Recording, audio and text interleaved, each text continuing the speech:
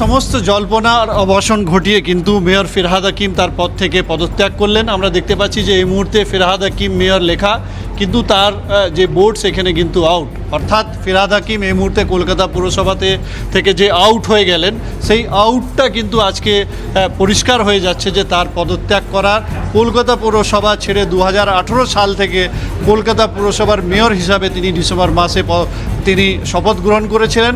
আজকে দিনে তিনি দাঁড়িয়ে এখান থেকে কলকাতা পুরসভা থেকে পদত্যাগ করলেন। তবে তিনি যে তার পদের মর্যাদা তিনি রাখতে পারেননি, সেই কথাটা কিন্তু বলে তিনি এখান থেকে বেরোলেন। অবশেষে জল্পনায় শিলমোহর। বিধানসভা ভোটে তৃণমূলে ভরাডুবির পর থেকেই কলকাতা পুরসভায় ডামাডোল। বারবার শোনা গিয়েছিল হয়তো মেয়র পদ থেকে ইস্তফা দিতে পারেন ফিরহাদ হাকিম।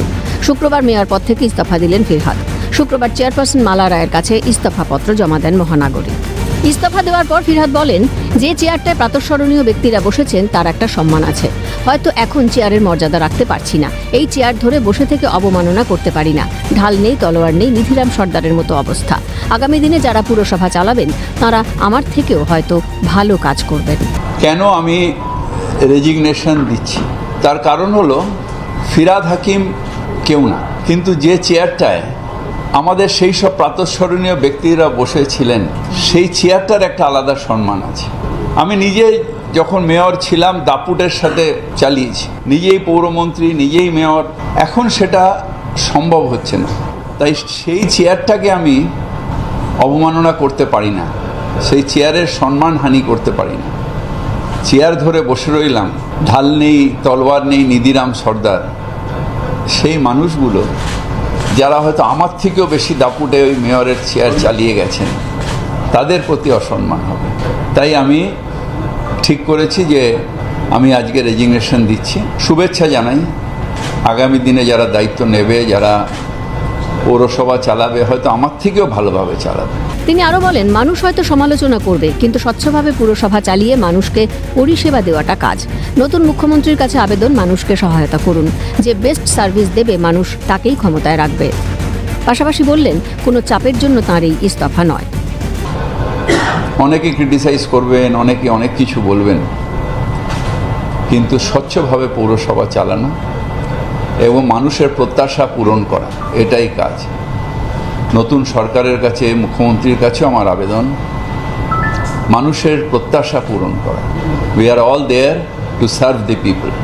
আমরা মানুষকে সহায়তা করব, মানুষকে সার্ভিস দেব, এবং যে বেস্ট সার্ভিস দেবে মানুষ তাকে চয়েস করবে। তাই শুভেচ্ছা দিয়ে আমি এই চেয়ার আজকে খালি করি। চেয়ারটার আজকে আমার মনে হচ্ছে যে মর্যাদা আমি রাখতে পারছি না, আমার কেউ প্রেশার নেই, কিছু নেই। ঠেলায় না পড়লে বিড়াল গাছে ওঠে না। কেন কাজ করতে পারছিলেন না? পার্সোনাল রিজনস উনি দেখিয়ে করছেন, কিন্তু আমি একবারও যেটা উনি বলছিলেন যে টেলিভিশনে আমি দেখলাম যে উনি বলছেন যে আমাকে কাজ করতে দেওয়া হয়নি, তো সেটা তো একবারও উনি আমাকে জানালেন না। আমি তো এখন মন্ত্রী, পুরমন্ত্রী, তো সেই হিসেবে ওনার আমাকে জানানো দরকার ছিল। দুদিন আগে মাননীয় মুখ্যমন্ত্রীর সাথে দেখা করলেন নবান্নে, সেখানেও উনি জানালেন না কিছু। ফিরহাদ হাকিম বলছেন ইস্তফার কথা, আর চেয়ারম্যান বলছেন 19 তারিখ হাউস ডাকবেন।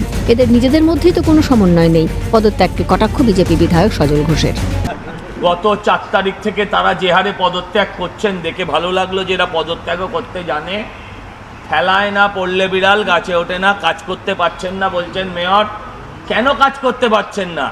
তার এমআইসিরা পদত্যাগ করছে বলে, তার বড় কমিটির চেয়ারম্যানরা পদত্যাগ করছে বলে, তার অ্যাকাউন্টস কমিটির মেম্বাররা পদত্যাগ করছে বলে, কাউন্সিলররা পরপর জেলে যাচ্ছে বলে তিনি বলছেন কাজ করতে পারছি না, আর চেয়ারম্যান বলছেন 19 তারিখ হাউস ডাকবো।